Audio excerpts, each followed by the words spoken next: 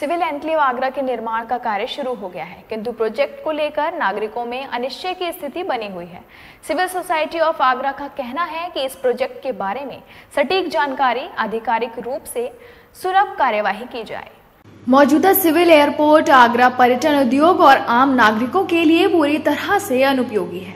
वायुसेना परिसर के बीच में स्थित होने के कारण हवाई यात्रियों को इस तक पहुंच देश के किसी भी एयरपोर्ट की तुलना में कहीं अधिक खर्चीली और मुश्किल भरी है। केंद्रीय सरकार और राज्य सरकार के मंत्रियों, अधिकारियों और माननीयों के अलावा अन्य सभी को बेहद अप्रिय स्थितियों का सामना करना पड़ता है। सिविल सोसाइटी ऑफ आगरा के सेक्रेटरी अनिल शर्मा का मानना है कि एयरपोर्ट का निर्माण शुरू होने के साथ ही एयर कार्गो के भवन आदि को बनाए जाने का काम तेजी से शुरू करने पर भी विचार करना चाहिए। जो कंसर्न है वो ये है कि जो अर्जुन नगर गेट पे पैसेंजर लाउंज बनाया गया है उसका यूटिलाइजेशन नहीं हो रहा। तो हम चाहते हैं कि जब एयरपोर्ट अथॉरिटी पूरा इसको इन्वेस्टिगेट करेगी ये कैसे बना और इसको कैसे अभी स्टार्ट नहीं हो रहा, वो सारी चीज़ों का, क्योंकि ये टैक्स पेयर्स का मनी है जो वेस्ट हो रहा है, ये एयरपोर्ट अथॉरिटी का पैसा नहीं है।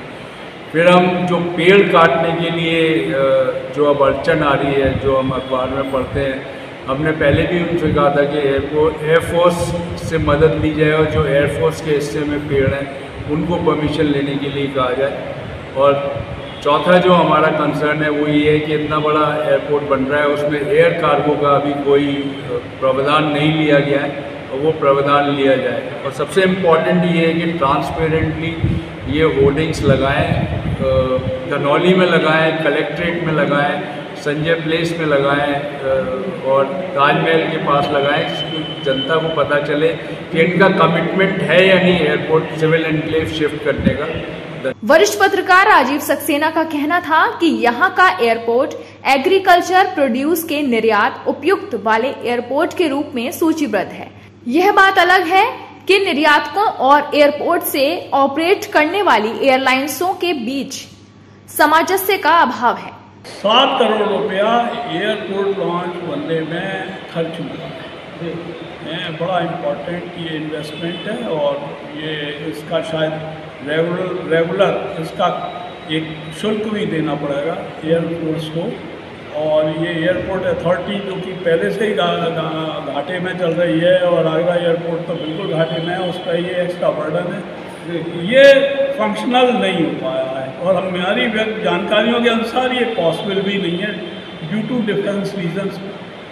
हम चाहते हैं इस पर वाइट पेपर जारी करें, वाइट पेपर जिसमें खुले तथ्य जनता के सामने रखे जाएं कि ये किन महानुभावों के परामर्श से बना था और क्यों अनुमति दी थी, जबकि ये निष्प्रयोज्य संपत्ति के रूप में ये हमारे सामने बन के खड़ा है।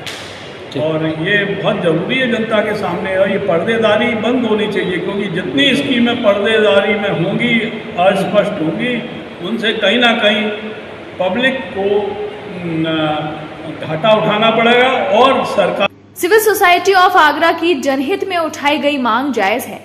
अधिग्रहित की गई जमीन पर खड़े पेड़ों को काटने की अनुमति के लिए अधिग्रहण से पूर्व ही वायुसेना की ओर से अनुमति मंगवाई जाए, जो अत्यंत सहजता से संभव थी।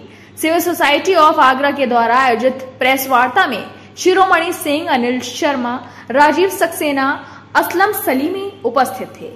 मून न्यूज के लिए राकेश शुक्ला की रिपोर्ट।